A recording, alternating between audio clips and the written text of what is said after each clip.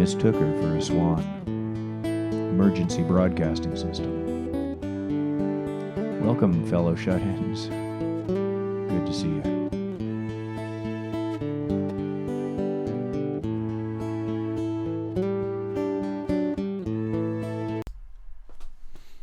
Hey people, how's everybody doing? Yes, we have finally made it to episode 3 of He Mistook Her for a Swan, Emergency Broadcasting System.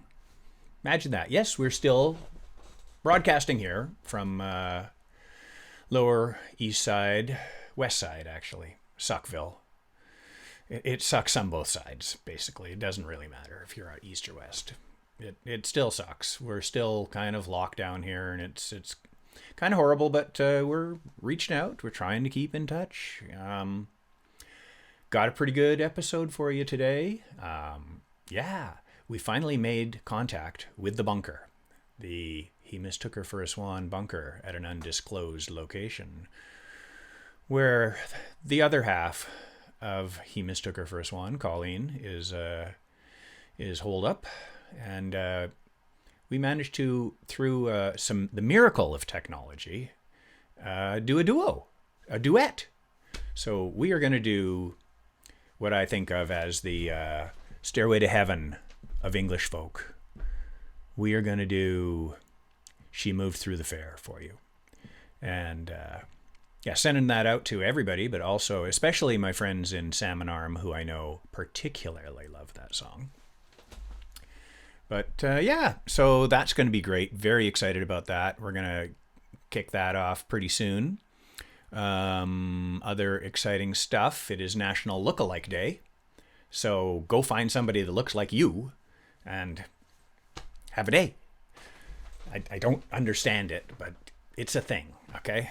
I'm getting thanks to everybody who had my back on the string thing. I got lots of feedback on that. You can get strings at Long and McQuaid and Steve's. They kind of got some kind of sidewalk, walk in, call them up, blah, blah, blah. You can get strings. You can get strings from Amazon too. So, bottom line, I'm good. Got strings. So I can just keep breaking them now, much as I want, within reason.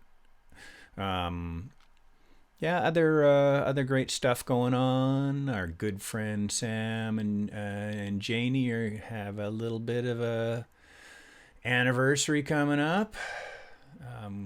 We'll have to figure out some virtual way to celebrate that. We're working on that. But happy anniversary to them. I am not going to do the Flintstones anniversary song. Maybe I will. I might. Later. Okay. Got lots of good feedback about the swearing. Fucking A! All right? Keep it up. And, I mentioned last week that we were having Peter Moore master our tunes, and badoom, they are mastered. And they sound fucking amazing. Okay? So work back on my plate. Now I got to figure out what to do next. But, things are going to happen. Anyway, and a little shout out to our friend Krista, who's going through some hard times right now. So our heart's with you there. And so I think without any further ado, a little further ado, okay? And it is not much ado about nothing. We are going to get Colleen and myself up in a moment, and then after that, I'm going to have a little short episode on the song Black Waterside. And I'm going to give you some background on that. And I'm going to try to play it. I'm going to try to play it good without, fucking up. It's tricky, but I'm going to do my best. Okay, so away we go. I kind of had to divide this up into scenes because the Colleen and my duet were recorded a little separately. So let's just see if we can make this magic happen, okay? All right, here we go. All right, people. So this is super freaking exciting. And there was a couple points this afternoon when I was going to take this computer and throw it out the fucking window. So frustrating. But fortunately, I'm a frickin' genius and I figured it out. So let's see if we can make this little magic happen. And I'm going to bring Colleen in from the far north.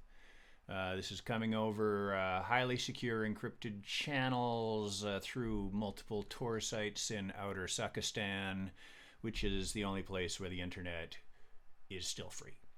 So, yep, right from the he mistook her from a Swan bunker. Let's see if we can make this magic happen. Hey, Colleen.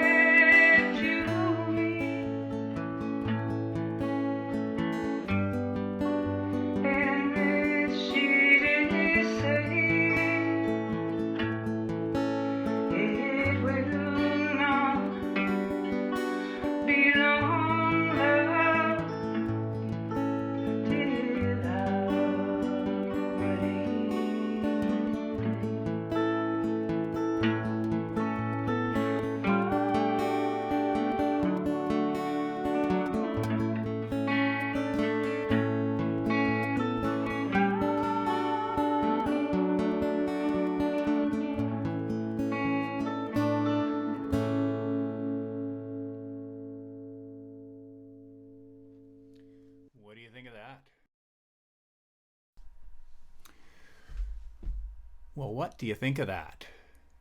Pretty great, eh? Colleen is sounding fine. And and I think, we're working on the technology piece. I think we're going to do a little more of that. Maybe we'll get Greer in on there. Maybe we'll have some bagpipe tunes, or maybe some other people.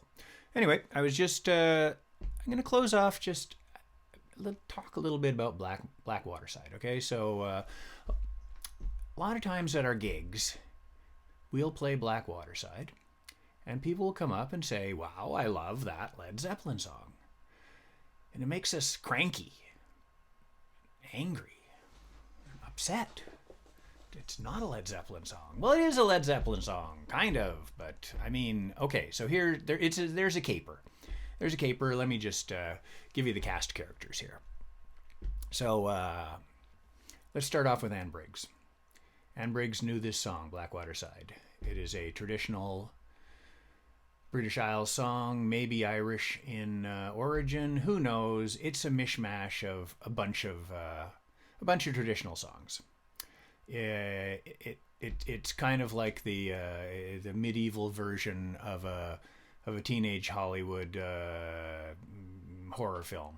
Okay, so our heroine, let's say Carrie, Carrie, and Carrie's hanging around, and she sees a handsome young man, Perkins. Either one, Hannibal Lecter or the other one. So anyway, so she meets the guy. They get it on, and then it's done, right? And the guy gets up and leaves, and the girl's all pissed off and sad and angry, and the whole gamut of emotions. And the young lad mocks her as, mercilessly, which is really the best way to mock, is mercilessly, and tells her to go home and cry to your dad. It's over.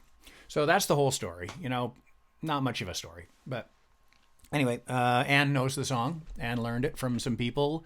We don't need to go into that. Lots of people played it before her, and it was, in that typical, deedle style of, the 40s and 50s recording of that British Isles folk.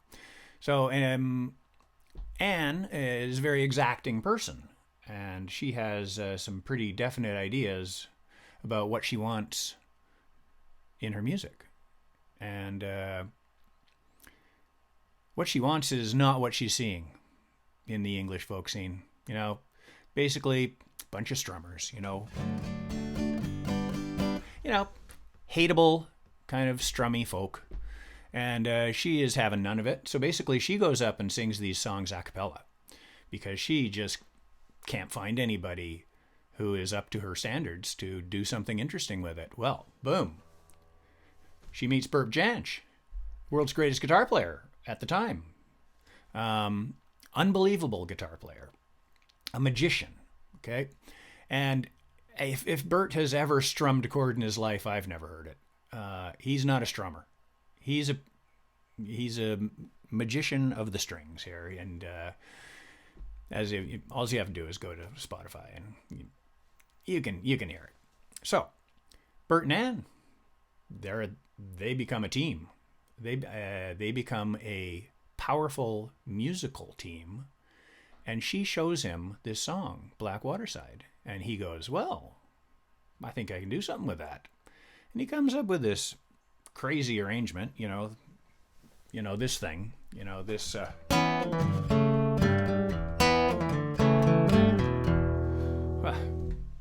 She's totally digging that. So Bert records it himself on his first album, Jack Orion, in '66.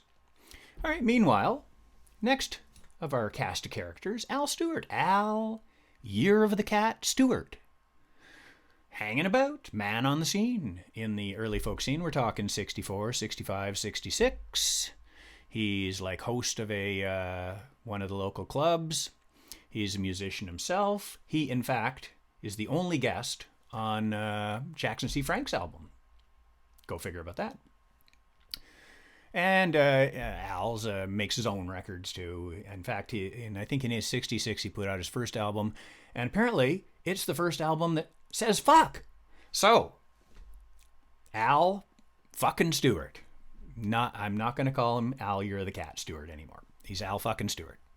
Now, guess who plays on Al Stewart's record? Do I have to tell you? It's Jimmy Page and a few other dudes.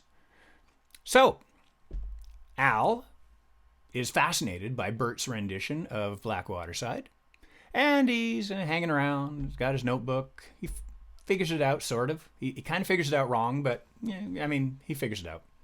And he shows it to Jimmy. Jimmy puts that away in his little book. And in 1969, Padoom, Led Zeppelin 1, Black Mountainside. Now, if you listen to it, it's exactly the same frickin' song, okay? It is Bert Jansch's version of Black Waterside, and they added a tabla drum, okay? No credit to Bert, okay? So there you go. There's the story. Thievery, low-down dealings, skullduggery, maybe. Or maybe just someone had a slightly misplaced moral compass. But anyway, Bert never sued them or anything. I think he talked to a lawyer, and they said, you know, what are you going to do? You're going to sue Led Zeppelin? They've got billions of dollars, and, like, you're a schmo. So forget it. And besides that, it's a traditional song. But nevertheless, Bert's arrangement is by Bert. You know, there was a million versions of this song before, and none of them sounded like that. So anyway, all of this, curiously, see, you didn't really even need to listen to me blather on about this. There's another fellow, Ralph McTell, who was a mover and shaker in that early scene, and he wrote a whole song just about Anne and Bert writing this song. It's called "A Kiss in the Rain." I'm going to put a link to it in the little notes of the YouTube, okay? If you want to click on that, just go to Spotify, and it's got the whole story. It's a love story, you know? It's these two incredible and creative people at the height, like the white heat of their creativity. And, you know, I think Bert never totally really got over Anne, I think. I mean, they recorded, they met again later on, and they did some songs, which is you can find on YouTube. I know when Bert played The Edge, the great Toronto club that went from, I don't know, 79 to the early 80s, mid-80s, which at the time was probably the greatest club on earth. Everybody played there. Bert played there. And I've heard a recording of Bert at The Edge.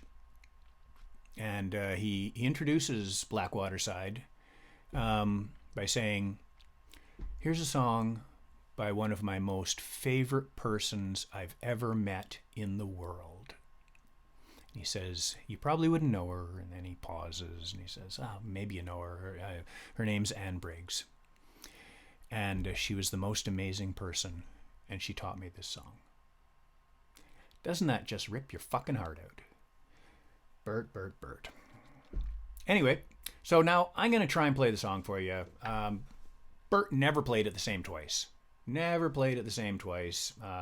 He was always experimenting. His mind just wouldn't stop, you know. So I'm going to do my way, because nobody can do it his way. I'll move back a little so you can see what the hell I'm doing. You know, you guitar nerds. I'll hum along, but really, Colleen sings it better than me, obviously. Anybody can sing it better than me, but I'll hum along, okay? So, Black Mountainside. No, Black Waterside. And never say that to me again after a gig, okay? I think we're clear on this now.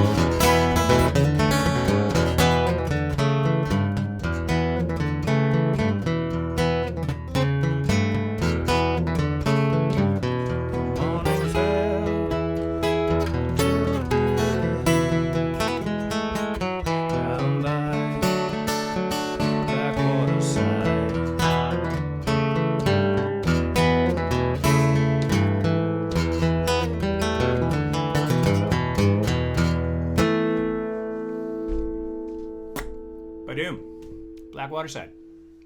All right, so we're going to wrap it up for today. That's all I got. Except this. I said I wasn't going to do it, but I'm going to do it. So, Sam and Janie, happy